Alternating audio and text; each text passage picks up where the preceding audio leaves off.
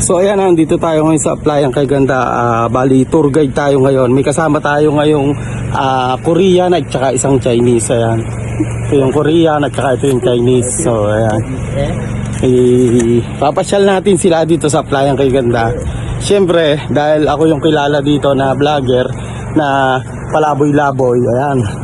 Ayan o, yung dalawang isang Korean at saka isang Chinese. So ayan. Dapat hikayatin natin ang mga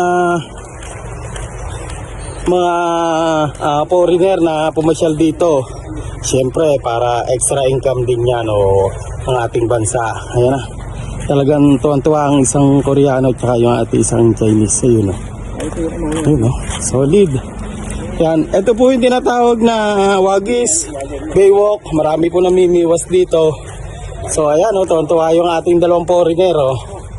Mga idol. So ayan, napakaganda naman talaga ng lugar dito eh oh.